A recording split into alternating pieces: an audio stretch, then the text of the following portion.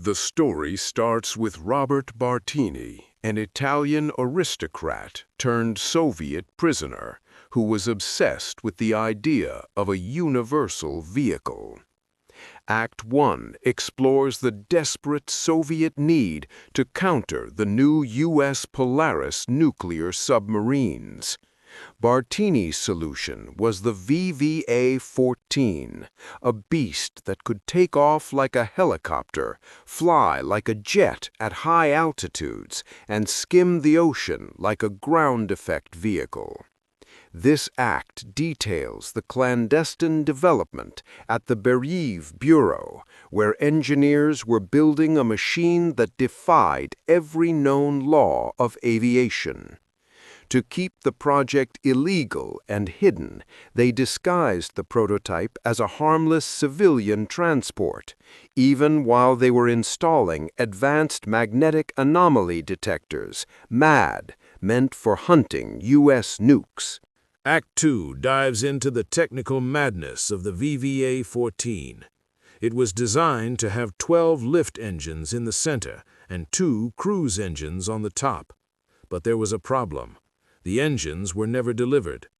To save the project, the pilots had to perform illegal flight tests, pushing the unfinished, underpowered prototype into the air.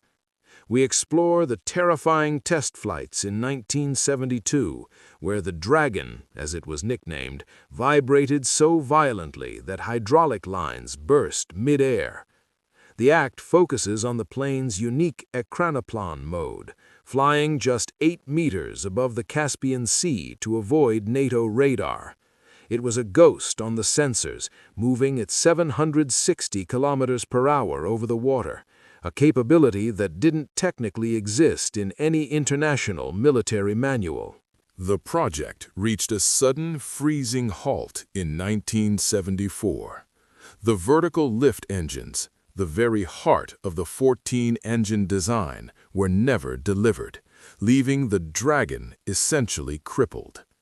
When its visionary creator, Robert Bartini, passed away that same year, the political shield protecting the project vanished. In the brutal bureaucracy of the Soviet Union, a radical project rarely outlived its designer. The military leadership looked at the underpowered prototype and saw an expensive, vibrating liability rather than a futuristic savior. The hangar doors at Taganrog were shut, and the most advanced hybrid craft in the world was left to gather dust in the shadows, its fake civilian Aeroflot disguise slowly peeling away. Years later, the decision was made to move the VVA-14 to the Central Air Force Museum in Monino. This wasn't a journey of honor, it was a slow, destructive march. Because the plane was too wide for any road and incapable of flight, it had to be brutally dismantled.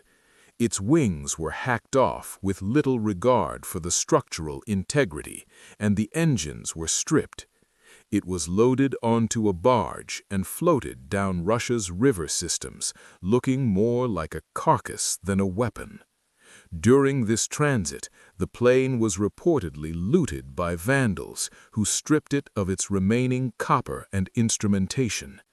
By the time it reached the riverbank near the museum, the Dragon was a hollowed-out wreck, eventually towed through the mud into its final resting place. Today, the VVA-14 sits in an open field, exposed to the harsh Russian elements. It has become one of the most haunting sights in aviation history, appearing like a crashed alien spacecraft from a forgotten civilization. The fuselage remains a stripped shell, and the 12 center lift engine bays are now empty, gaping holes. Yet the weathered metal still carries the faint markings of its illegal life. The fake civilian registration numbers and Aeroflot logos are still visible. It stands as a silent monument to forbidden technology, a 14-engine beast that was too futuristic for its own era and too complex to ever truly take flight. The end of VVA14 is one of massive what-ifs. Had Bartini lived to see his lift engines installed, the VVA14 would have been the ultimate apex predator of the Cold War.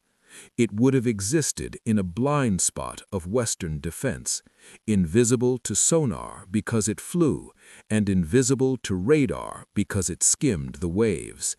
Instead, it serves as a skeletal reminder of a time when the Soviets tried to build a monster to win the ocean, only to leave it rotting in a field.